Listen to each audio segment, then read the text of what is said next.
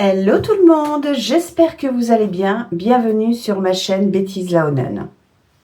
Alors, cette vidéo parlera, on va dire, peut-être de généalogie, d'histoire familiale, comme je vous l'ai déjà reproduit il y a quelques mois sur la famille Vanacker. Je vous avais montré un peu d'où venait ma famille, famille du Nord, un peu de Belgique, enfin des Flandres donc, et pourquoi elle s'était installée au départ sur Paris, pourquoi ensuite elle est arrivée jusque dans le Cher. Donc je vous avais un petit peu brossé cette histoire familiale parce que cela ramenait à une conjoncture de l'époque assez particulière. On ignore quelquefois un petit peu la migration de ces gens vers la France.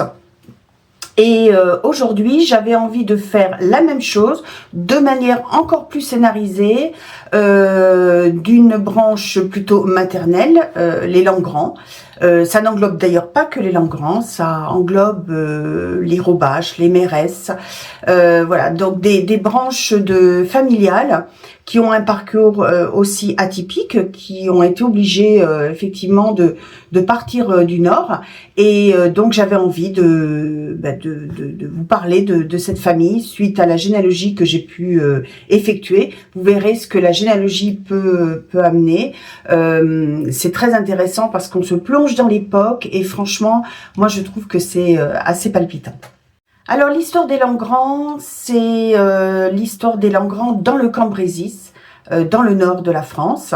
Ce sont à la base des mulquiniers depuis des générations. Et au départ, c'était surtout des gens de laboureurs, c'était des hommes de la terre, des manouvriers, des journaliers. Ils vivaient finalement au rythme des moissons. Finalement, les premiers mulquiniers sont arrivés dans le Cambrésis vers le XVIIIe siècle. Et donc, on a commencé à avoir dans les maisons des métiers à tisser. Ils tissent une toile, je dirais presque transparente, destinée aux coiffes au départ, aux mouchoirs, aux parures élégantes. Et dans des villages comme Kiévy, Wisly ou Saint-Hilaire, les maisons résonnent, on va dire, des bruits des machines pour tisser le lin.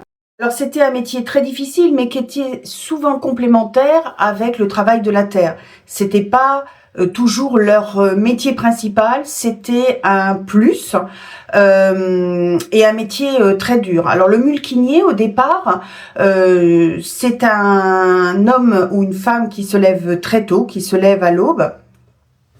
Il vérifie la tension des fils sur son métier à tisser, règle les lisses, prépare la navette.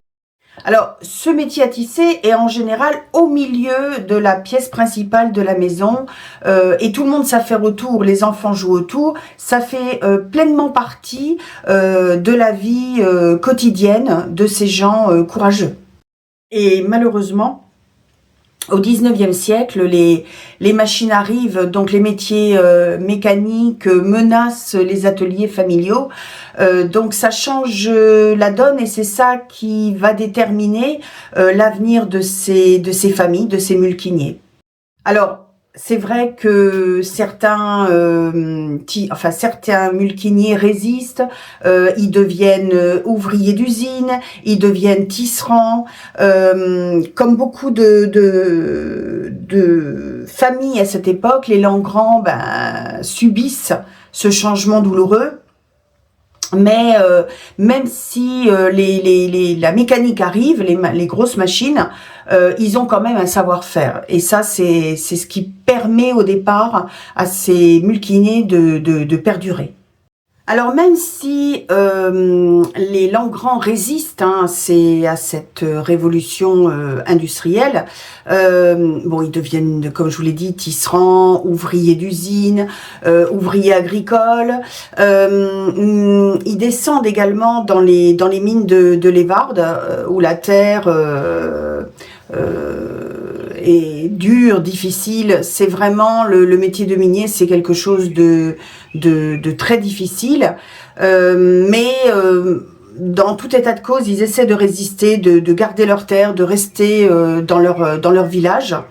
Et malheureusement, pour certains, bien c'est l'obligation pour leur avenir, pour l'avenir de leur famille, pardon, c'est l'obligation de quitter leur terre et d'aller vers Paris.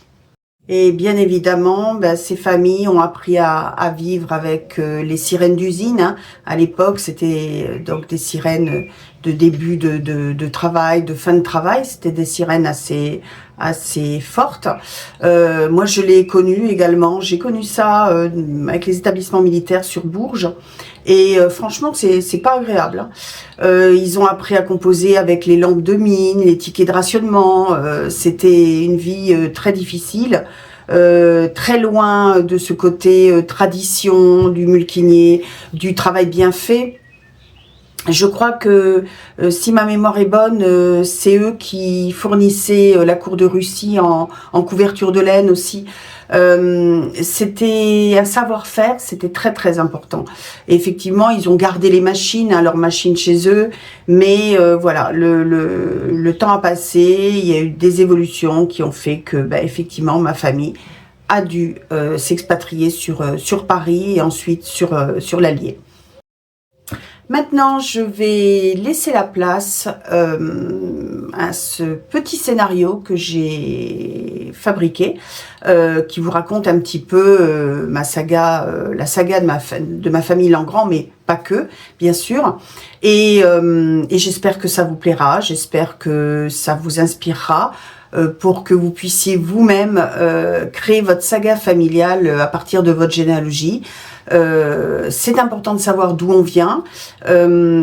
C'est ce passé qui nous construit, qui nous permet d'être ce qu'on est. Donc n'hésitez pas à vous lancer. Je sais que c'est assez long, cela peut être compliqué, mais franchement, ça en vaut la peine. Et maintenant, place à ce scénario. Allez, on y va.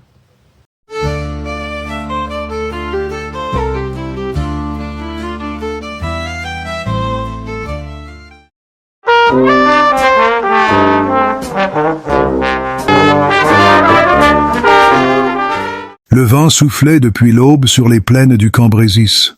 Un vent large, puissant, qui semblait porter avec lui la mémoire des siècles. Il courait sur les champs de betteraves, s'engouffrait entre les maisons de briques rouges, faisait vibrer les peupliers alignés comme des sentinelles. Dans ce souffle continu vivaient les histoires des familles anciennes, celles dont les noms s'étaient enracinés dans la terre autant que les haies et les talus. Parmi elles, une lignée se distinguait, les Langrand. On disait d'eux qu'ils étaient grands, droits, solides, comme les charpentes des granges, mais leur histoire ne commençait pas avec eux. Bien avant que le nom ne s'impose, d'autres familles avaient préparé le terrain, tissé les fils, transmis les gestes. Les Davoine, les Robache, les Mérès. Au XVIIIe siècle déjà, les Davoine vivaient au rythme des saisons.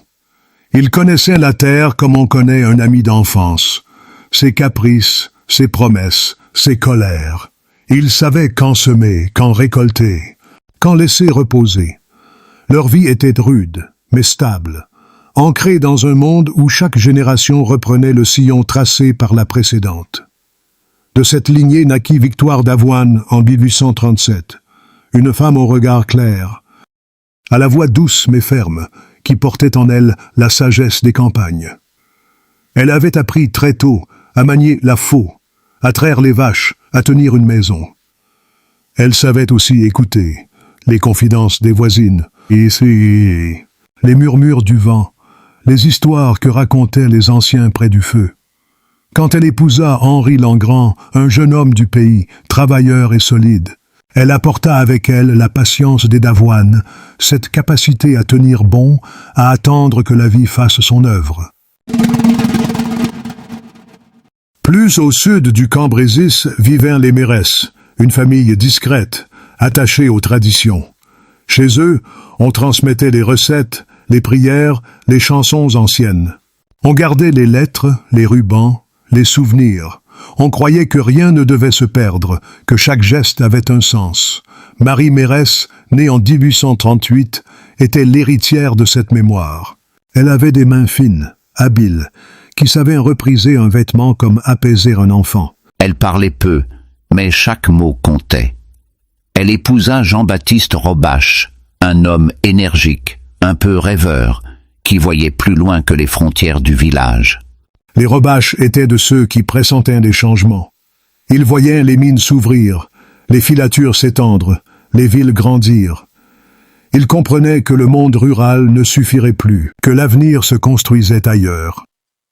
Jean-Baptiste Robache, né en 1835, était un homme de transition.